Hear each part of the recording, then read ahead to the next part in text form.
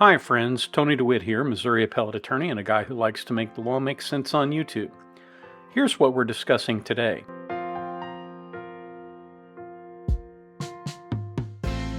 Tow truck operators provide a useful service for people who have car trouble, who have accidents, that sort of thing. And they also provide a useful service for property owners who have cars parked on their lots that they don't want parked there. In Missouri, there is a law that allows a tow truck operator to claim the title to an abandoned vehicle by notifying the owner and any lien holders about the condition and location of the vehicle.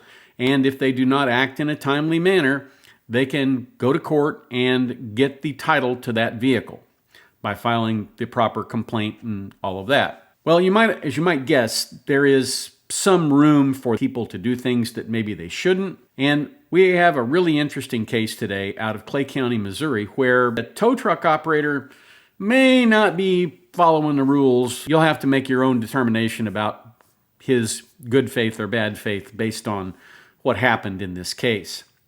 So we're going to start with the petition that was filed by Tesla Corporation. This is a petition for replevin and other relief. Replevin is basically repossession. It's a fancy word for it. So it goes through the parties here, and it defines Tesla as the plaintiff in the case and defendant Assurance Tow and Recovery, LLC, a limited liability company. And they notice that the registered agent is Andrew Snyder. They go through all of the allegations common to all accounts. So this gentleman in 2022 purchases a Tesla. It was delivered to him on March 25th. The purchase price was $147,440. The purchaser entered into a retail installment sales contract, and that was then given or assigned to Wells Fargo. Well, one of the things that Wells Fargo built into this was that if for whatever reason this gentleman defaulted on his note, they could give back their interest in this vehicle, and Tesla would have to refund the money that Wells Fargo paid to them, and then Tesla would become the owner of the car. Essentially, what this person did is he failed to title and register the vehicle. The purchaser also left it in a place where it could be towed. On January 1st, 2023, the vehicle was towed by Downtown Tow, in this case, Assurance Tow and Recovery. Purchaser failed to notify Tesla or Wells Fargo that they were no longer in possession.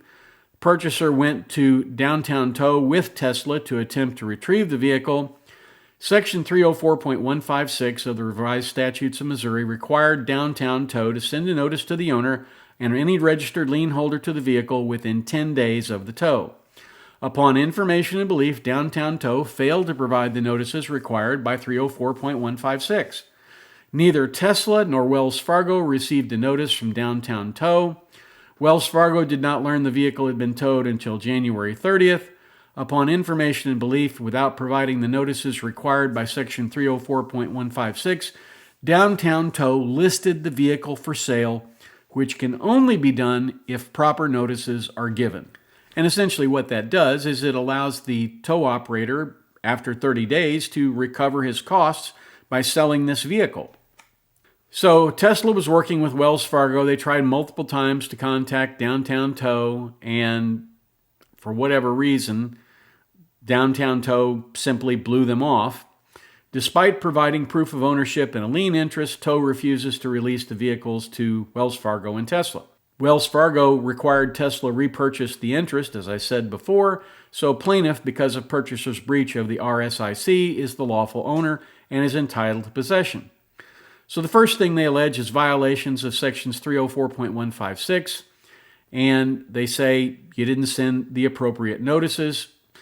Wells Fargo and Tesla have provided sufficient proof to Downtown Tow to demonstrate ownership and right to possession, but Downtown Tow has refused to provide the vehicle to Tesla and or Wells Fargo. As a result, Downtown Tow's possession of the vehicle and refusal to return it to its rightful owners is wrongful, and they request basically that it be returned. Then they allege conversion, which is essentially the deprivation of the property and the value of the property during that deprivation. So it's a damages claim that they make. And then they allege trespass to chattels, another damages claim. And tortious interference with economic advantage, that's another damages claim.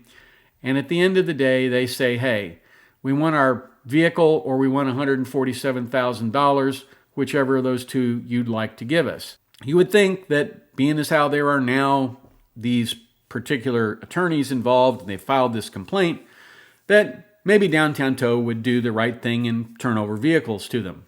But that's not exactly the way it happened. So Tesla filed that petition, asked for relief, and it was served on Downtown Tow's registered agent, this Andrew Snyder fellow, and he went out and retained counsel, and they filed an answer. First of all, the answer is all of the things they admit or deny, none of which is particularly relevant here. And now they say counterclaim to quiet title. They say we towed the vehicle, we sent the proper notices, they didn't respond, and as a result, we've complied with the statute and we're entitled to the title to the vehicle. And they say Tesla's not a lien holder with respect to the subject vehicle. We already know that that's not true. And within 30 days, January 14th, the subject vehicle was not redeemed, and as a result, we get title to the vehicle. So Tesla provides the manufacturer's service order and all of this information showing that they are the lawful owner of the vehicle and demonstrating, of course, that they did not receive the proper notice from this particular towing company. And as a result, one of the things that the court does is it issues an order saying, okay, you have to turn over possession of the vehicle to Tesla right now. But Assurance Tow and Recovery doesn't do that. They continue to hold on to the vehicle. So, of course, in a case like this, you file discovery, and that's what Tesla does. And it says, hey, why don't you tell us how many times you have towed a vehicle like this and petitioned for the title to that vehicle? Because we think you're playing fast and loose with the law here, essentially. That's the reason why they filed the discovery. The discovery is objected to. They file motions to quash, motions for protective orders, and the court limits the discovery to the last 5 years. In other words, you're not going to go back to the dawn of time, but you do get the 5 years of information, and in spite of that, they don't provide it. Now, there's something in Missouri, well, it's actually in almost every state, called a corporate representative deposition. In a corporate rep deposition, what happens is you bring in somebody who is familiar with the books and records of the corporation, and you ask them specific questions about things that the corporation has done so that you can prepare properly for trial. They deposed this Andrew Snyder in his individual capacity, and he testified one way, and then they deposed him as the corporate representative, and he testified in an entirely different way. And he liked to use certain hand signals that could be construed as you're number one, or it could be construed in a perhaps more profane way, suggesting that someone perform an unnatural act upon themselves. And the court, I think, was not particularly amused, and certainly the plaintiff's attorneys were not amused. Let's take a look at their motion for sanctions in this case. So Tesla goes through the introduction and procedural history, and they note that the court limited the document request to look backwards only 5 years and afforded Downtown Tow 30 days to comply. The court did not completely relieve Downtown Tow of the obligation to 1, prepare a corporate representative to testify, and 2, produce documents requested by the notice. The due date by which Downtown Tow was to produce the documents was September 13th. They, as of the date, 2 days from now, September 22, the case is going to go to trial, and they still haven't gotten this information. They say, additionally, on August 31st, Tesla took the deposition of Downtown Tow's corporate rep, Andrew Snyder. Mr. Snyder was unprepared to testify to some of the topics and did not take the deposition seriously. Instead, he chose to text throughout the deposition, including texting his attorney, flip off the examining attorney multiple times, contradict testimony he gave in his individual capacity by saying, "I don't recollect," to questions he did not want to answer, and by answering some questions by telling the examining attorney to, as we said, perform that unnatural act upon himself. Legal argument. So the rules give the party an opportunity to enforce discovery, and here they're not only asking for enforcement, they're asking for sanctions because they failed to produce the documents, and they say, look, even if you could get the documents to us today, It is too late for us to prepare for a trial 2 days away. You haven't responded to these document requests. And then they talk about the failure to prepare a corporate representative, and they go through all of the many things that this person said. Counsel asked Mr. Snyder if he knew how many times Downtown Tow applied for an abandoned title on a vehicle it towed in 2023. But Mr. Snyder responded, "I can't recall." Similarly, the notice asked Downtown Tow to be prepared to testify about the litigation brought by or against Downtown Tow. But when asked about his knowledge, he said, "I can't recall, couldn't recollect." This is just a piece of advice for people who are willing to listen. If you honestly can't recall something, like what color a shirt someone was wearing 5 years ago, okay, nobody is going to dispute that. But if you can't recall how many times you've been sued when you're the corporate representative and you're also the registered agent, then you either don't have very much of an intellect or you're just being purposely evasive. And when you're purposely evasive, it makes judges angry. And when judges get angry, they do things that people don't like. Just my little public service announcement. So at great length, the plaintiffs here go through all of the different sanctions, and they provide screenshots from the various depositions where Mr. Schneider told them they were number one, and the repeated times that he said he couldn't recall. Essentially, all of these things are what a court would call contumacious behavior. In other words, they demonstrate your contempt for the court's authority. Where the record reveals a long course of failure to produce documents or facts show a pattern of repeated disregard to comply with discovery, a court is justified in applying sanctions. So they ask the court to dismiss the counterclaim and enter an order that Tesla is entitled to possession of the vehicle and require them to pay reasonable attorney's time for the fees. The other side gets a chance to respond to this. This is one of those responses that I see where the defense counsel is essentially trying to throw up as much smoke as possible to make it less likely that they get sanctioned. They say, hey, look, we served responses to the discovery, but of course the responses to the discovery are not full and complete the way they're supposed to be. Sanctions sought are not warranted. But here's the interesting thing.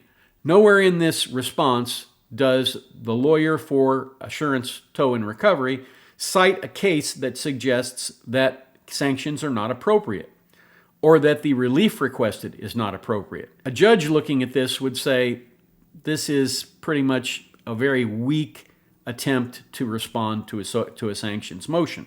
So the court comes in and it says, all right, we're going to take up this motion and we're going to grant in part and deny in part. Specifically, we're going to strike the affirmative defenses to Tesla's petition, and we're going to dismiss the counterclaim for declaratory judgment with prejudice, and we're going to order you to pay sanctions in the amount of $1,500. So they didn't just give the complete victory to Tesla. Tesla still has to come in to court and litigate if they want to get a judgment for everything against these particular defendants. And of course, at this point, they have damages claims and they have replevin claims. They actually have possession of the vehicle. Here's what the plaintiffs said about flaunting the court's orders. Finally, it's worth noting that before discovery began, Mr. Snyder was flaunting this court's orders. This court issued an order for possession, which Downtown Tow failed to abide by. Then, in an order nunc pro tunc, this court admonished Downtown Tow to immediately return the Tesla or show cause as to why Downtown Tow should not be held in contempt. Mr. Snyder still did not immediately return the vehicle, necessitating the involvement of law enforcement to secure the vehicle. But when law enforcement left the scene, Mr. Snyder chased the Tesla employees and counsel only to stop once police were called and reinitiate his pursuit once the call ceased. So we're not happy with just giving over possession of the vehicle. Now we want to try to get an assault charge by virtue of attacking them and chasing them. It is pretty clear that the people at Assurance Tow and Recovery, at least from what's demonstrated in the pleadings here, don't play by the same rules that most tow companies play by. Now, at this point, the plaintiff has pretty much put the defendant on the back foot. There really is not much of a way that they can recover title to the vehicle at this point because the court's already dismissed that claim because they've been jerks. So they decide to enter into a consent judgment And this is what the court says about the consent judgment. So it goes through the history, and it says the matter was sent for a bench trial at 10 a.m. on September 22nd. And before Tesla called its first witness, Downtown Tow's counsel requested a sidebar. And they sat down and they thought maybe they could work it out. And essentially, the parties informed the court that the parties had agreed as follows. Tow would consent to the judgment being entered in Tesla's favor. Tesla would dismiss its remaining monetary damage claims. The court order, which had prohibited Tesla from selling or retitling the vehicle, would be rescinded. The clerk of the court would return the bond Tesla had posted. Judgment would make clear that the Missouri Department of Revenue that the Tesla is entitled to possession of the vehicle and to apply for and receive title of the vehicle in dispute, and Downtown Tow would pay sanctions of $1,500 to Tesla. And it was therefore ordered, adjudged, and decreed just as to what they had agreed to. This is called a consent judgment. Everybody agrees that this resolves all the issues in the case. Well, you would think that, wouldn't you? But as you can tell, these are folks that just apparently have a hard time grasping and holding on to reality. As you might guess, they filed an appeal on a judgment that they had agreed to. Think about that for a minute. Doesn't it make your head hurt? Now, the Court of Appeals Western District in Kansas City was not particularly amused by this appeal. They say Assurance Tow and Recovery is appealing a consent judgment awarding title to the vehicle in favor of Tesla. We affirm. Assurance towed a leased Model S vehicle from a private apartment complex and prepared an abandoned property report. So the court goes through the procedural history, noting that Tesla files this petition in February of 2023. In March, the trial court issued an order decreeing that Assurance shall immediately release the vehicle to Tesla. And Assurance did not immediately release the vehicle, but instead indicated it to be available on April 3rd. On March 22, the trial court issued a second order decreeing the Assurance shall immediately release the vehicle to Tesla or Tesla's agent, and ordering all Missouri law enforcement to assist in Tesla's recovery efforts. Assurance still failed to immediately release the vehicle. On March 23rd, Platte County sheriffs took possession of the vehicle. And as we noted earlier, when they left the building, these guys tried to attack the people who had picked up the vehicle. Due to the contumacious behavior, they were sanctioned, and then they entered into a consent agreement, as we've said before. Assurance attacks the consent judgment on appeal by arguing the trial court erred in granting Tesla's motion for sanctions, and their claim is both procedurally and substantively flawed. Now, in my opinion, the court could have simply stopped right there and said they don't have standing to appeal because you cannot be aggrieved by a consent judgment. It just doesn't happen. To be aggrieved, you have to have a judgment that is entered antagonistic to your interests, and if you agree to it, it cannot be antagonistic to your interests.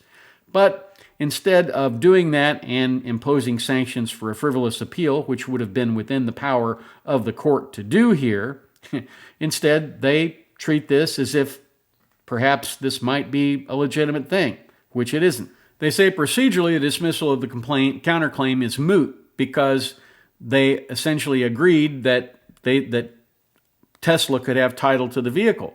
They say the counterclaim sought a declaration that Assurance is entitled to the title, but Assurance conceded any determination on the issue of ownership when it consented to a judgment that Tesla be awarded possession and title of the vehicle. It would have no practical effect on the controversy if they reversed the counterclaim. Substantively, the trial court didn't abuse its discretion in imposing sanctions.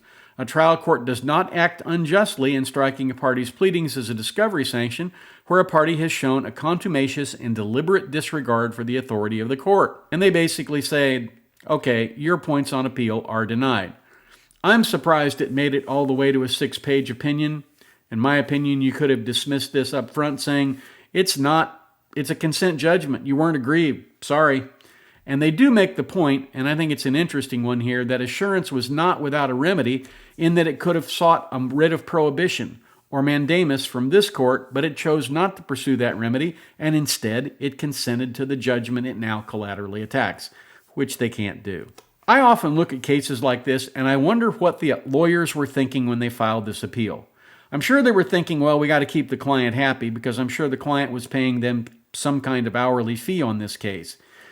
But holy cats, you would think that even somebody who didn't do particularly well in law school but was able to pass the bar would understand that you can't appeal from a consent judgment that you agreed to. That's what I have for you today. Thank you very much for watching. I hope you found as much fun with this as I had. Hard to believe that people can be as dumb as these people have been in this case, but it takes all kinds to make a world. If you have the opportunity today, do something nice for someone. The other day, at Publix, when I was shopping for the stuff that I was going to make for lunch, I only had a couple of things, but this lady was in an obvious hurry. She had several more things than I did, but I said, why don't you go on ahead in front of me? Because I have a lot more free time now that I'm retired, and I couldn't see holding her up because she obviously had places to go. Do something nice for somebody. It'll make their day better. It'll make your day better. And then when you have, come on back down here tomorrow, join me at the beach, and we'll talk about something else fun.